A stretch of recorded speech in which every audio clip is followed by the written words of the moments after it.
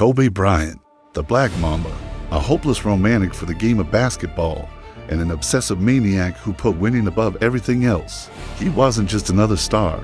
He was a phenomenon who demanded greatness from himself and everyone around him. But that raises the question, how good was Kobe Bryant actually? To find out, let's rewind all the way to the beginning. Kobe Bryant was born in Philadelphia in 1978, the son of former NBA player Joe Jelly Bean Bryant. His father's career took the family overseas when Kobe was just 6 years old. They moved to Italy, where Joe continued playing professionally. For young Kobe, it wasn't easy. He didn't speak the language. He was constantly the new kid in school, and most of the time, he was the only black child in the entire class. He felt like an outsider everywhere he went. But while the world didn't always accept him, the basketball court did. Kobe poured all his energy into the game. He spent hours alone, dribbling, shooting, copying the moves he watched on VHS tapes of NBA greats. Basketball became more than a game. It became his safe space, his obsession, his way of proving himself to the world. When the Bryants returned to Philadelphia years later, Kobe was a teenager. But again, he didn't quite fit in this time because he didn't know American slang. People teased him, but Kobe had a way to silence them. He dominated them on the basketball court.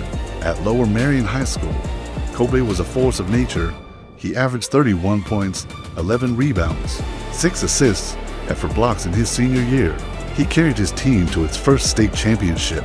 In 53 years, the national spotlight was on him, McDonald's All-American, Naismith High School Player of the Year, a prospect everyone assumed would go to a powerhouse college. But Kobe had bigger dreams. In a bold move, he skipped college entirely and declared for the 1996 NBA draft.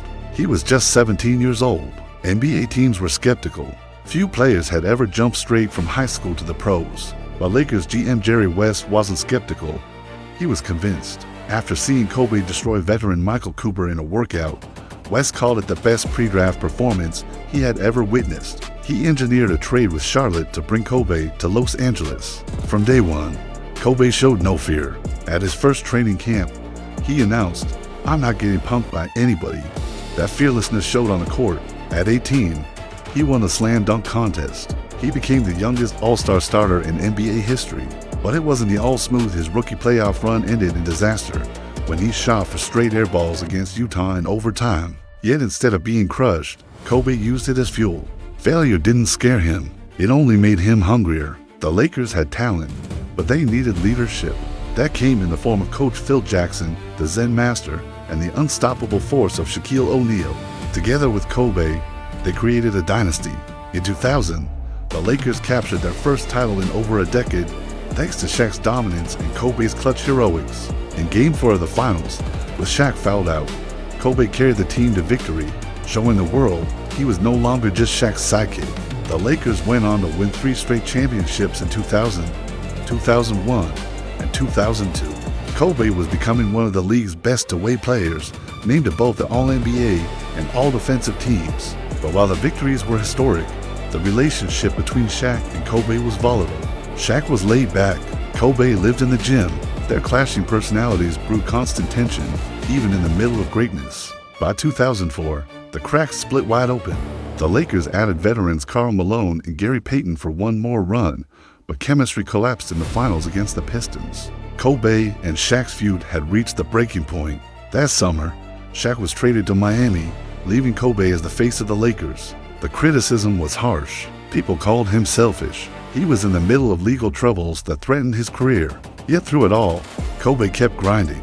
On the court, he became one of the most skilled scorers in NBA history. Footwork, shooting, defense, everything honed to perfection. But championships without Shaq remained out of reach. The mid-2000s became Kobe's scoring era.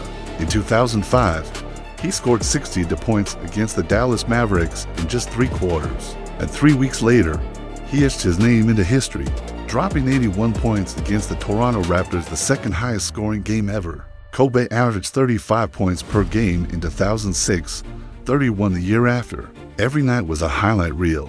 Impossible fadeaways, dagger threes, clutch shots that left opponents shaking their heads. But while the numbers were legendary, the Lakers weren't contenders. Kobe needed help.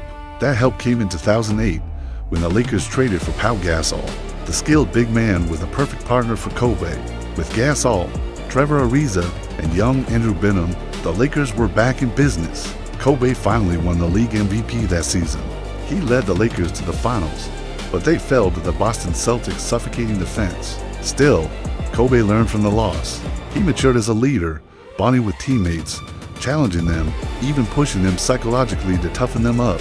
In 2009, everything clicked. Kobe and the Lakers won the title, with Bryant earning Finals MVP. The following year, they reached the finals again for a rematch with Boston. The 2010 finals were brutal. Kobe played with a broken finger and ankle problems. He shot just 6 of 24 in Game 7, but instead of forcing it, he rebounded, defended, and trusted his teammates. The Lakers won. Kobe secured his 5th ring, and when asked what it meant, he grinned. One more than Shaq. After 2010, the Lakers' dominance faded. Kobe still poured in points, but the roster couldn't keep up with younger, deeper teams. In 2013, tragedy struck. Kobe tore his Achilles tendon. Most players crumble under that kind of injury. Kobe didn't. He stayed in the game, calmly made his free throws, and then walked off the court on his own. Pure Mamba mentality. But the injuries piled up: knees, shoulders, age. The body couldn't match the will anymore. In 2016, Kobe announced his retirement through Dear Basketball, a poetic love letter to the sport that revealed a softer, more vulnerable side of him. The NBA gave him a farewell tour, honoring his legacy in every arena. Most of that season, Kobe struggled, but on his final night, he gave one last gift to the game. Against the Utah Jazz, at 37 years old, Kobe dropped 60 points, shot after shot, clutch bucket after clutch bucket, the perfect ending to an imperfect but unforgettable career. When he walked off that court, he wasn't just Kobe Bryant, the 5-time champion. He was Kobe Bryant, the symbol of obsession, determination, and the relentless pursuit of greatness. So how good was Kobe Bryant actually? He wasn't just good, he was extraordinary. 5 championships, 2 finals MVPs, 1 league MVP, an 81-point game, and an attitude that became legendary: the Mamba mentality. Kobe wasn't perfect. He was complicated, stubborn, human, but on the basketball court, he was unforgettable. And that's why millions of fans, kids, and players still shout his name when they shoot a jumper. Kobe.